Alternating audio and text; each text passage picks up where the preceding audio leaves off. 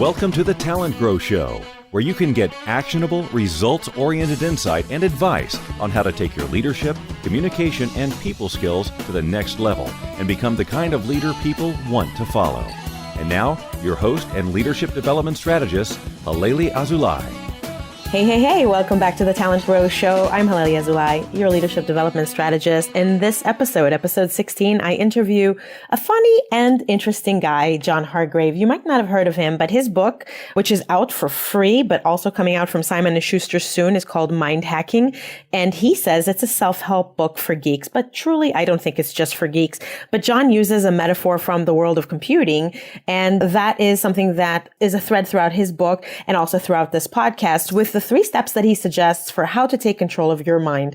He also talks about mind games we can play. He makes me feel really guilty about something. Right there in the middle of the podcast, we talk about the lost art of concentration. John shares a daily habit you can use in the morning and another one at night to hack your productivity. He shares a very personal story about why the FBI knocked on his door one day and how he turned a very bad situation into something that is not only inspiring, but extra useful. So I hope that you listen to this very funny episode. And as always, leave me comments, leave me a review. Tell me something about what you liked about this one, what you would want me to do differently on future episode, topics you would like or guests you would like to hear. And if this is useful to you, please share it with people that you know, people that you think might also find it useful. Make today great. Here we go. Welcome back to the TalentGrow Show. I'm Halelly Azulay, your leadership development strategist. I'm on with Sir John Hargrave, who is the CEO of Media Shower and the author of a new book called Mind Hacking. John, welcome to the TalentGrow Show. I'm looking forward to growing talent with you today, Halelly. That sounds awesome. That is my aim. Great. Well, before we get deep into the amazing content that you have to share with my audience, I always like to ask my guests to give some kind of a brief overview of their professional journey. It's always so interesting how people's professional careers meander, and I'd love to hear a summary, a little bit of a highlight about yours. Yeah, I started working at this content company called Ziff Davis back at the beginning of the internet. They were a big computer publishing company. You may remember all these computer magazines they used to sell on the shelves. Mm-hmm. And Ziff Davis published all these. And so I was there for the birth of the internet. I actually worked on their first website. It's called ZDNet, still around. Wow. They were bought by CNET.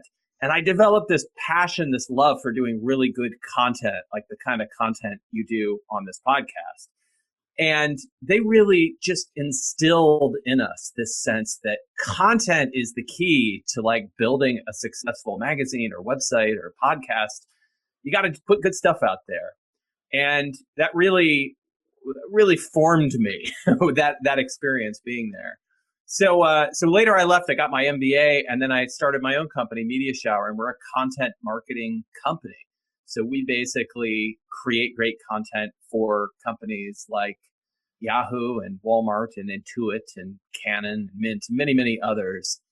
And then at the same time, in building out that company, I've really worked to develop the people on our team and to help them develop their own leadership. We actually have a leadership and development program, and a lot of the things that we teach them that we learned about what makes successful leadership is the mental game of it, and that's what's really covered in my new book, Mind Hacking. Well, that's a great leeway to talk about that book. I personally love hacking that has to do with self-improvement. And I know a lot of people are using that word now for things that relate to, upgrading your habits. And so your title intrigued me as right there. And I'm also a big neuroscience geek. So things that have to do with tinkering with one's mind and leveraging your capabilities with your mind always do intrigue me as well. So you describe your book as a self-help book for geeks. And you use kind of the computer programming metaphors throughout. So it sounds like it's related to your career path, but I'd love to hear more about why you came up with that idea and how. So as you said, we use the term hacking in the traditional programmer sense. So a hack originally was a kind of a clever tip or technique that you could do, a shortcut of sorts to accomplish some programming problem. And so that idea of hack, not malicious hacking, but clever, helpful hacking is what we're after here, but with the mind. So with your own mind, what are ways that you can learn to think better and to make positive change in your own life? So this is a little bit like a user manual for the mind. It's the kind of book I've always wanted to read because I am a computer geek. As I said, I started at this computer publishing company. I had a computer when I was a kid. I had the first Commodore 64, and my parents bought it for me, and they let me keep it in my bedroom. And I love that computer so much, Halelly. I would have slept with it, except that it had kind of hard plastic angular edges. But otherwise, I would have spooned it at night.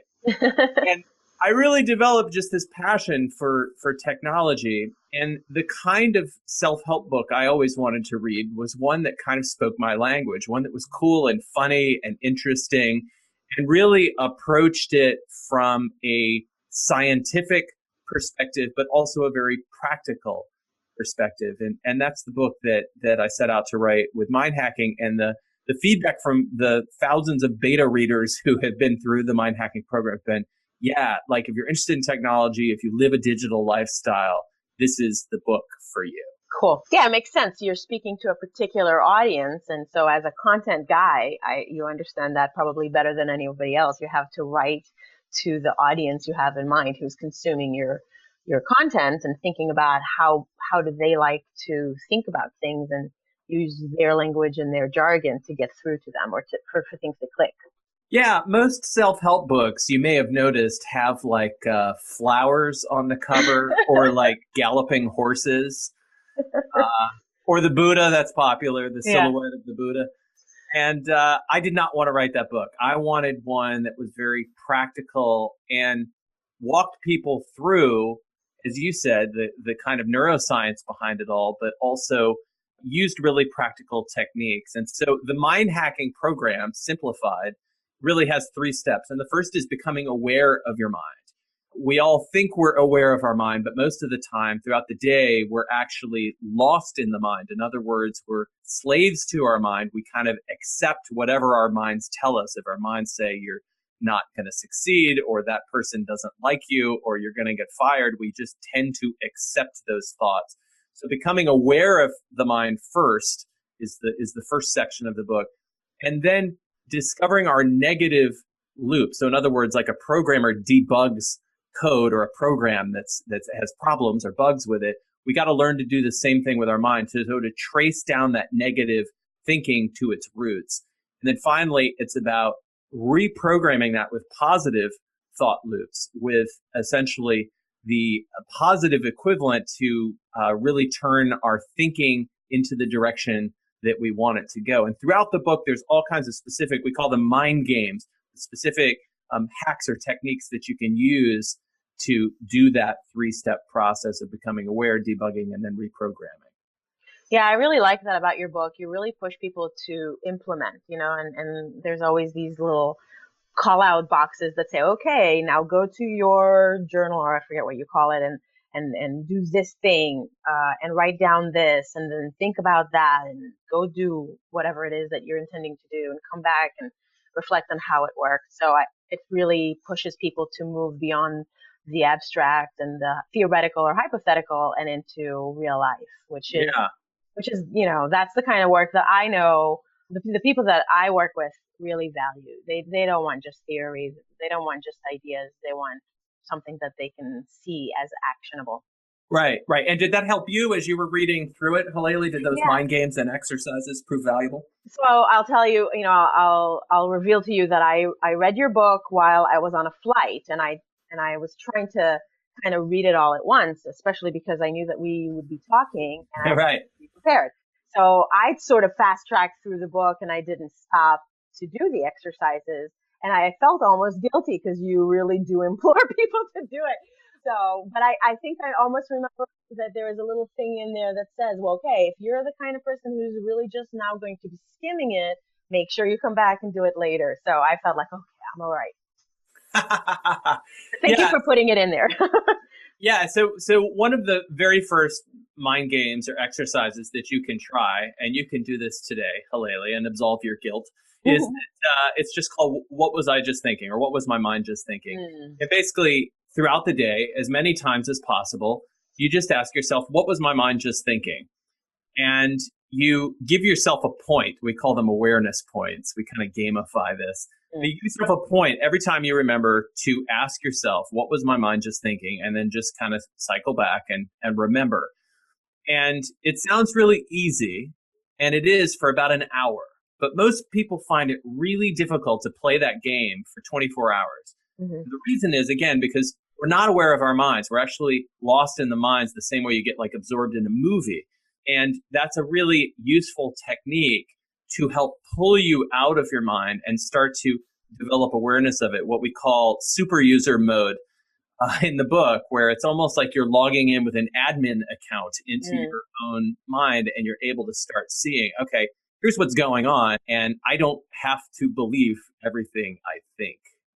Yeah, one of your key points is you are not your mind. So I think that is, it sounds elusively simple, and it's probably so hard to do, especially with everything that comes into your mind throughout the day and all of the people kind of vying for your attention. To be able to stay mindful enough to have that kind of thought, what's my mind doing or what's my mind thinking, is probably a major accomplishment for anybody to just start with. What are some other things that you think people that are listening are they're in a leadership role, or they're aspiring to become leaders? What are some other things you think will really help them get on top of this game of mind hacking? There's a lot in the book about developing concentration, and I believe concentration is the lost art nowadays, and something that is an increasingly short supply with all of our digital devices. We just upgraded to Windows 10, and everything on Windows 10, when you go to the start screen, there's blinking doodads everywhere when you hit your start screen. On my Android phone, it tells me all of the notifications and updates about things I could care less about. Yeah. All these things are vying for our attention.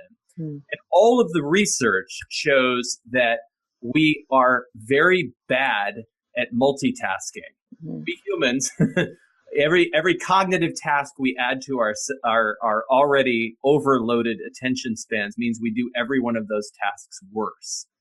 And so learning, first of all, how to cultivate your own attention, but second, learning how to teach your team to develop their attention and concentration, to me, are two fundamental leadership skills. And there's a number of techniques, hacks in the book for consciously cultivating not only your power of attention, so your ability to stay focused on one task at a time, but second, for crafting a lifestyle or an environment around you that reduces those distractions. And we don't understand, we're still at a very young, early stage with technology. We don't understand how distracted we are and why it's not a good idea to allow your text messages to interrupt your workflow, or, to be subscribed to every email list, or to leave on Skype or chat requests. But those things mean a massive drop in your productivity and the quality of your work. And if you can turn those things off and then learn how to develop your mental powers of focus, you can really do so much more. It's a huge competitive advantage. Yeah, really, I agree. I find myself saying that to my clients so often when we talk about challenges and barriers to whatever it is that they're trying to work on. They say the distractions, or they describe to me that the people they're trying to talk to are clearly, visibly distracted. And so when we talk about having great conversations, meaningful feedback, or delegating or anything like that, all of that is hindered by people's attention being all over the place. Absolutely. I have a friend, and he likes to multitask on his commute to work. So he'll watch movies while he's driving, or he'll pull up the New York Times on his tablet and sort of put it on steering wheel. What road does he use? I need to avoid that road. Yeah, he gets in a lot of accidents. Oh my God. And to some degree, though, we're all like that now, Halelly. We are all like Pavlov's dogs. When our text message goes off while we're in the middle of an important project, every one of us stops what we're doing to tend to the text message, right? And all the research, again, shows that when you can set aside periods of time in your day for deep focus, for really an hour to spend on the things that really matter, that are going to move the needle on your job or your business or your career or your family, then that is when you get your best work done. We all know what that feeling is like. We call it flow, right? That feeling of being immersed or absorbed in an activity. And we all know what that feeling of being interrupted from flow is like. So again, becoming aware of when we're in flow and making time to get ourselves in flow, I think that's an incredibly important skill for leaders and aspiring leaders. I agree. Do you recommend that people schedule in a specific time or a recurring period? Or do you recommend that they just aim to have that time during the day at some point when it becomes available? For me, I've tried both, and I find it very difficult to schedule the time. However, I find it much more successful if I just try to make a daily habit or routine. So one of those hacks, I didn't invent this, but it's called 3MIT, the three most important things. The idea is as soon as you get into work or as soon as you wake up, you just say, what are the three most important things I need to accomplish today to really move the needle, right? And most of us know what they are, and they're kind of difficult and unpleasant. And so what we tend to do is we do the easy work first. We answer email, we stay busy, and we never get the really important stuff done. So make your 3MIT list, and then you focus on getting one of them done first before you allow yourself the easy work almost as a reward. So you kind of flip that on its head. And the second hack I found really effective, I hope this helps your listeners, is the daily review. So just before I go to bed, I look back on the day and I say, what did I do today that really moved the needle? Like, what did I do that was really important that actually helped my job or business or career? And you will be surprised that most of the stuff you do doesn't really matter. It's really just keeping things going. Yeah. But only a very few things will really make a long-term difference. And so doing that at the beginning, the 3MIT, and then the daily review at the end, I found to be incredibly valuable. But I like it. It's very actionable, and it sounds like something that any one of us can probably do, or at least strive to do. Thank you for that. And I wanted to ask you something I guess it's a little tangential. You describe in your book, you start your book with a really personal story. I agree with you. You said something earlier about being funny, and you do write in a very funny style. And so I appreciated that. And so you took your personal story as actually pretty serious, and you made it very funny. It's also, really kind of a private thing that most people don't talk about. You describe your challenges with addiction to alcohol and drugs, and you describe how you used this process of mind hacking to help free yourself from that. And I find that to be a very courageous step. Again, most people just don't feel comfortable enough sharing something like that, certainly writing it in a book. And, here you are, you're a CEO of a company, you've got clients and so on. What made you decide to be so transparent? That's one question I have. And then if you could address also, from this choice that you made to be so transparent, what have you learned that either affirmed that was the right thing or maybe caused a regret? Yeah, I appreciate that. Thank you for the compliments, first of all, and for the question. So the book starts out with a story. I won't give away the details, but I was visited by the United States Secret Service in my living room, which was not a fun experience, and I realized was directly attributable to my dependency on alcohol and drugs. And so I made a decision to get sober, and that was really the birth of this technique of mind hacking for me. And sharing that story It's a good question because it was really scary. It was scary to open up about that in the same way I would imagine that like coming out if you're gay or lesbian, is scary. Sure. And yet at the same time, I think alcoholism, drug addiction is something that is not well understood in our in our society. Mm-hmm.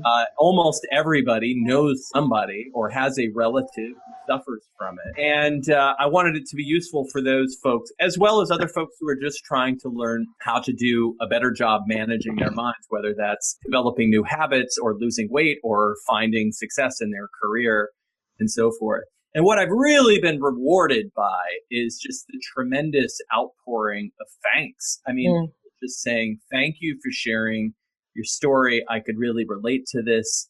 And it feels like that was a great decision.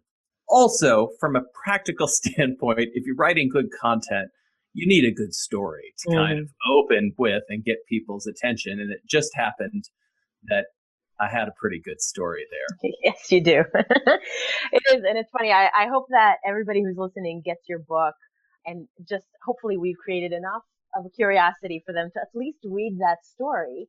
And how cool that you have made your book free online. I guess you're continuing with the internet theme of open source and sharing it before it is published by Simon & Schuster in January. So, wow, what an amazing kind of thing to do. And so there's zero barrier to reading it, really. That's right. Unless you're unable to read, then there would be a barrier. Simon & Schuster has been awesome about this, and the idea that we pitched to them was, listen, let's crowdsource this and let's open source it and let's make it freely available in the spirit of open source software. And it has made such a better book.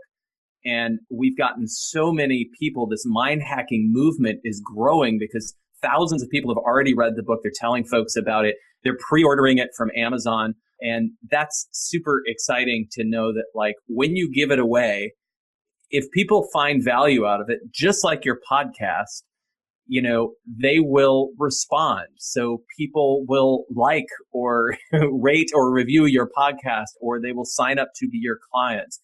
Well, we're betting that, by giving it away for free, people will get a lot out of it. They'll buy a copy for themselves or their friends and pass it on. Yeah. Well, kudos.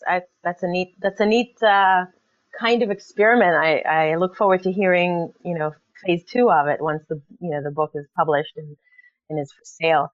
And by the way, if you haven't liked or rated or invited someone else to Halelly's TalentGrow podcast, you should do that today because you're getting it for free. She puts a lot of work into it, and that's all you have to do to pay her and thank her, right?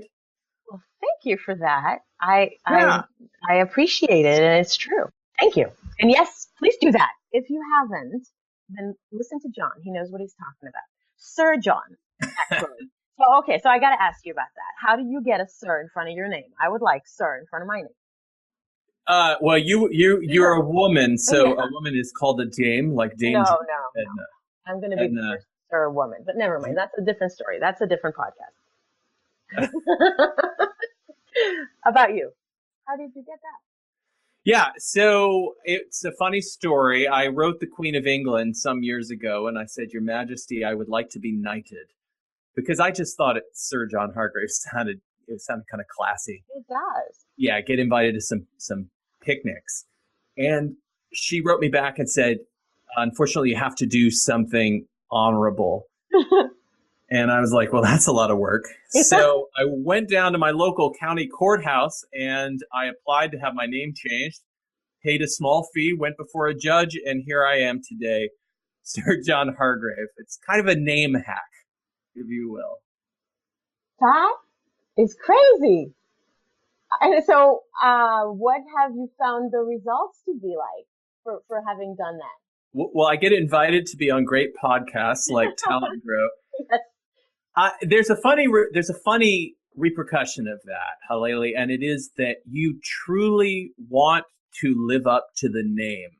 So in other words, when people are calling you Sir John Hargrave, it's on my library card.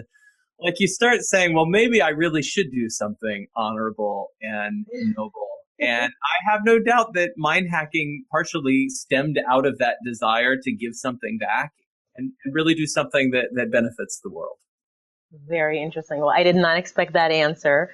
So now I know there's anything is possible if you put your mind to it. Also, you get a 10% discount at select Arby's locations. Well, there you go. That right there is worth the effort. So now that the book has been out and you've been talking about it everywhere, what's new and exciting for you? Do you have a new project, or is book marketing consuming you? Yeah, well, it's funny. So the book is out in January 2016. You can pre-order it on Amazon, but we're right now working on the audio book. And I'm super excited about this, Halelly, because we're going to do the audio book with a 21-day program. So in the book, there's a 21-day program. They did a beautiful job designing it, where you get exercises for each day to teach yourself mind hacking. And in the audio book, we're working on an audio version of that, where we're going to have these mind games and sort of the guided mental exercises each day for each of those 21 days. So it can be a huge amount of bonus material and great for listening on your commute or while you exercise or in the privacy of your own home. Very cool. That sounds cool. And you have an app too, right?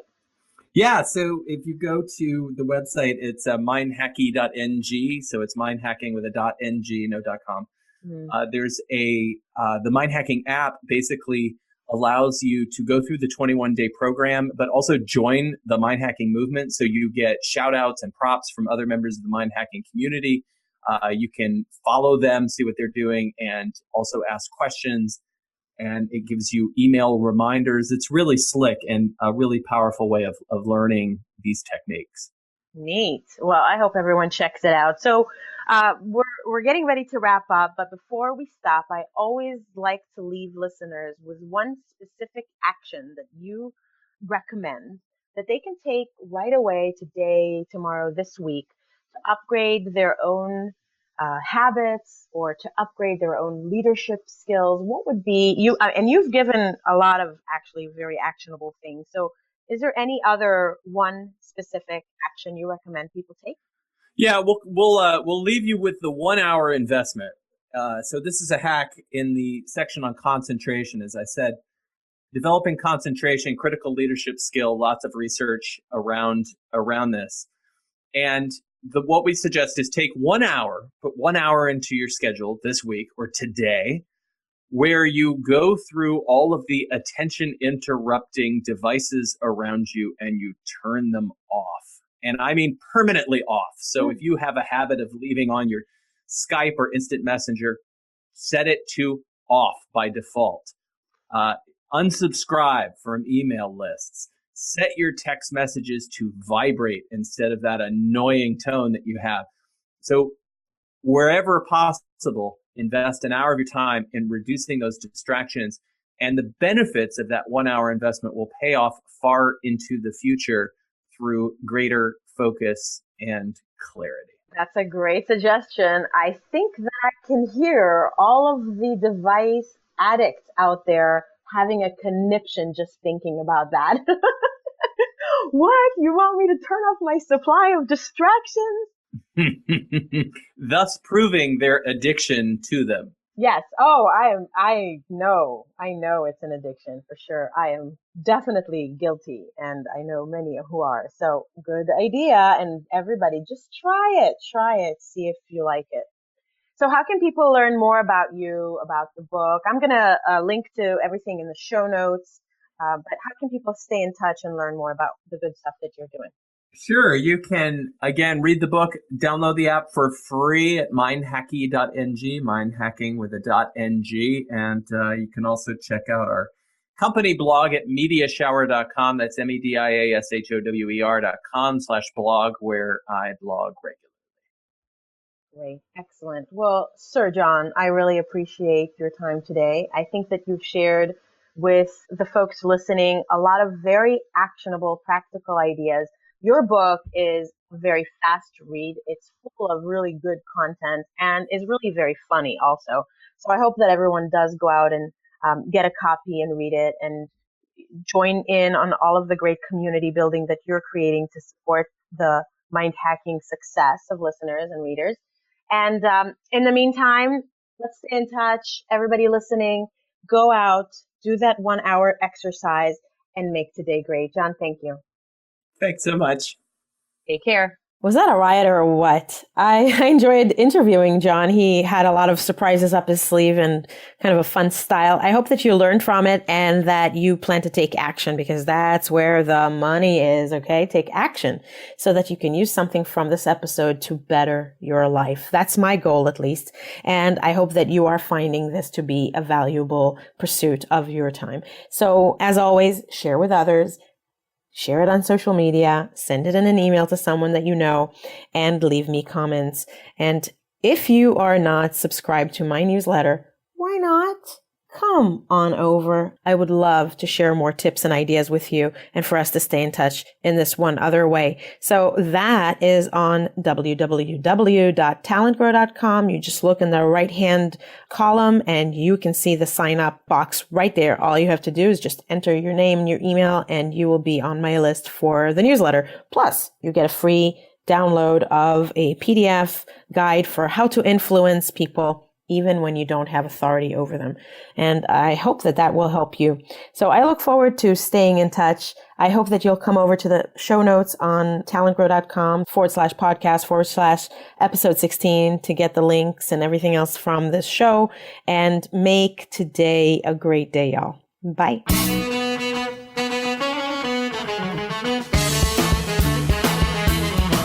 Thanks for listening to the Talent Grow Show, where we help you develop your talent to become the kind of leader that people want to follow. For more information, visit talentgrow.com.